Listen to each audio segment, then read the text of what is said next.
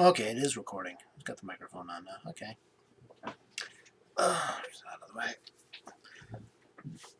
Still practicing with things. Hello, Troy A. Shadowing Chronics. Still taking part in the Art Soundoff Challenge. So, last night's Jake and Leon comic. Um, sorry, I'm going to be coughing a lot. I'm going to be coughing a lot lately.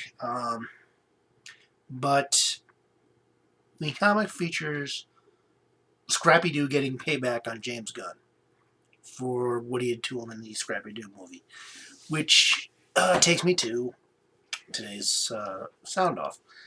And this is probably one that I've talked about before. I know I've written about it time and again on my site. The biggest problem right now when it comes to these characters, especially these mascot characters, these kitty characters, is somebody always hates them. As I've written before, it's and this is slightly off topic, but slightly off topic. I don't think Scrappy Do was the problem. The problem was that for a long time they pretty much abandoned the notion of the Scooby-Doo formula and the mysteries and everything else, and the end result was, not Scooby-Doo. And then they finally started pushing back to the actual mysteries. But here's the thing: if you don't, the reason I had Scrappy being smacking James Gunn, I did a post on Saturday. I had this thing called on my website called Saturday Night Showcase, and I posted the Scooby-Doo Project, which was this parody of the Blair Witch Project that Cartoon Network did one Halloween. Look it up. It's quite enjoyable. And I'm not someone who's into horror movies, but I can enjoy a good horror parody, especially if it involves the Scooby-Doo and friends. But we're talking about Scott Innes, and Scott Innes with time was voicing Shaggy and Scooby, and then for the special he did Scrappy. So as I'm looking around, he apparently also did the voice of Scrappy Doo in the live action movie, and that's looking into that is where I found out that James Gunn had made Scrappy Doo the villain in that story because he hated him, and he literally wanted to destroy Scrappy Doo. That's why he wrote him the way he did, making him noxious. They said he was an adult with a glandular condition, adult dog with a glandular condition, which I don't know if that works for dogs the way it does for people, but Scooby-Doo's... sorry, I'm still trying to work on adjusting things.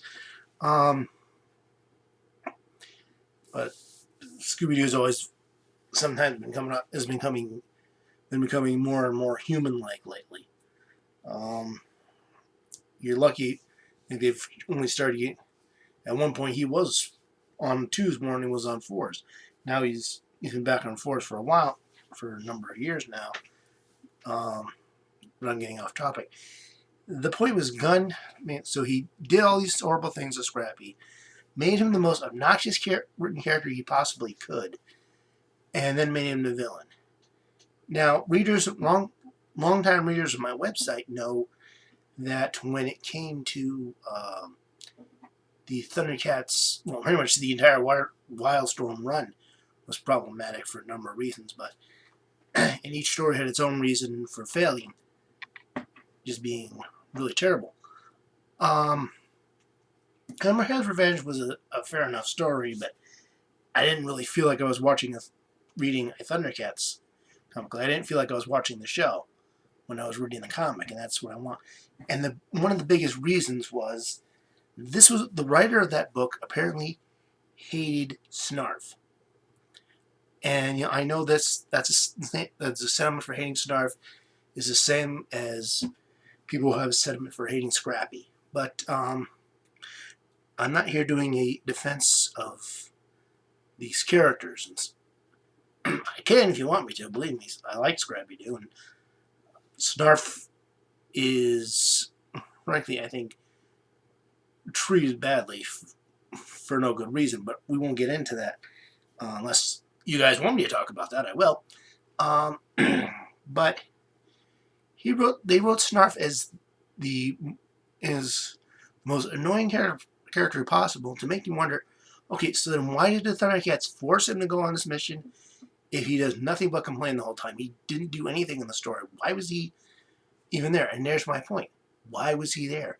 If you hated the character that much, why was he there? Have him off helping the Robert Burbles during this storyline, so he's not there. No, do the Scooby-Doo movie without Scrappy. It's what all the animated movies have been doing. It's what all the more recent series has done. Scrappy hasn't appeared in a Scooby-Doo story legitimately since the made-for-TV movies. The ones where Shaggy and Scooby were meeting up with actual monsters, going to teaching at a school, and that sort of thing. He hasn't been interested. Just don't use him in the movie. You hate the character so much, don't use him because somebody liked that character. In fact, the Scooby-Doo fan wiki where I read this also stated that kids were upset because there were kids out there who liked Scrappy Doo. A character meant to impress kids actually had fans who were kids. Shocking, I know. But to get out of the kids' realm for a minute, I think it was Roger Stern was writing Spider-Man, and he hated the character of Black Cat.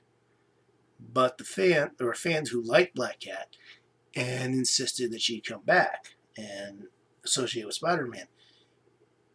In order to try to stop being asked to write Black Cat, he wrote her as terrible as possible. He thought maybe people will start hating her as much as I do, and then I won't have to write her anymore. It backfired because, yeah, guess what? They were fans of Black Cat. That's why they were asking for it in the first place. You didn't like Black Cat. They did. That's why they wanted her back. So there's really only a few ways you can go about this when it comes to a character you don't like. One, don't use them, which in Stern's case was not easy. But he could have had one of the other titles pick her up for a while until his work was. Excuse me. I'm making this before I go to bed. But have somebody else take the title for a while. The other thing you can do. What don't you like about this character? Fix it. Write them differently. Do not go out of your way to make the character as horrible as you think they are, because you're immediately coming out of this out of a biased perspective, and you're already making this character bad. And it's not completely all that necessary. That's one thing I don't worry about. I got the monitors glaring off my glasses. Yeah. Like I said, this is a lot of this is experimenting this year. But you got a problem like make the character viable. Going back again to Scrappy, they tried to fix the character over time. Going back to Snarf, that was born out of a misunderstanding. People look at the early episodes and they don't see as Snarf evolves as a character. Go back, find that. If you didn't find that, then make the character useful. You think Snarf is useless? Make the character. I can go to Furbus from Masked Rider, which is a mascot character that I can't ordinarily defend. I can make him useful to the show, to the team. Godzuki was useful to the team. Scott and T-Lob were occasionally useful, and occasionally were just something to break the tension a bit. And that's how it worked in kid shows.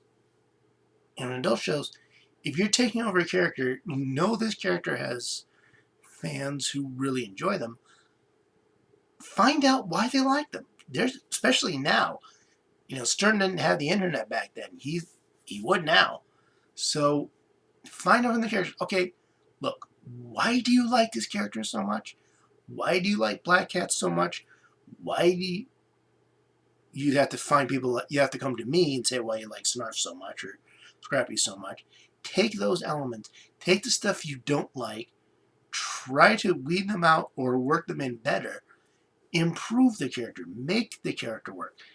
Um, I'm trying to think of a character offhand that I hate that I would try to. I mean, I guess Wolverine, but anytime you try to fix Wolverine, somebody will come along and regress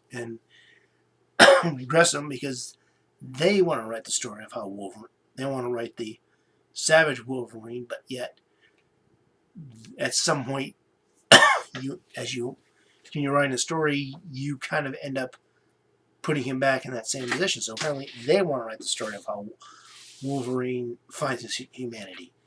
They actually created a character whose only purpose was to reset Wolverine every now and then. I'm not even kidding. I think his name was Richter. Or something like that. Look into it. It's kind of lame. But if you can't fix the character without losing the fans, then don't use them. Apologize to the fans. Say, sorry, I don't connect to this character. I can't really use him or her. Would it be okay if I let one of the other titles or one of the other writers? Heck, at this time there's probably at least 2 Spider-Man titles at this point. That was how things go. But even not, like, can I let it send her to somebody who likes the character and can do things with it, because I can't. I'm sorry. Or, okay, so what do you like about this character? Here's what I don't like about this character. What I don't like about this character. Let's work together, and I'll try and work this character into something I like. But to sit there and purposely try to destroy the character, and ruin the character, and mock the character, when you know somebody likes them, that's a problem. At least when James Gunn went after Scrappy Do when he wrote the movie, the internet was telling him nobody likes Scrappy Do. Cartoon Network was telling him nobody likes Scrappy Do. They weren't talking to the kids who like Scrappy Do. They weren't talking to the handful of us adults who like Scrappy Do. And it's like, well, what annoys you about Scrappy Do? Let's fix it. Let's make this character work. Or don't use them at all. And that's my message for today. And if you found this interesting, you may want to check out bwspotlight.com. That's my website. I write articles about this stuff all the time, and a whole lot of other things, because I explore all kinds of media, all kinds of storytellings, that stuff I'm not into. We just got off Halloween. I'm not really into horror. I'm sorry. I can watch Scooby Doo. And if you want to find out who else is taking part right now, as I'm recording this, I only know of 3 other people. The Art Soundoff founders, Jersey Drozd and Rob Stenzinger, and returning this year is comic colorist Owen Jolens. So, hey Owen, hope you enjoy it. Hope everything's working out for you. Congrats on the new offspring and the cat and new house and everything else. So if you want to check out those guys, go to Twitter and look for the hashtag ArtSoundoff. Check out the latest post instead of the top post, and you'll see who else is doing Art Soundoff.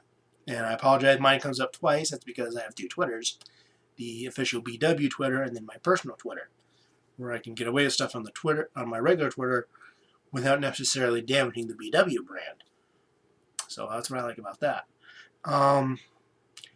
And if you decide you want to join us, go to leanart.com/artsoundoff.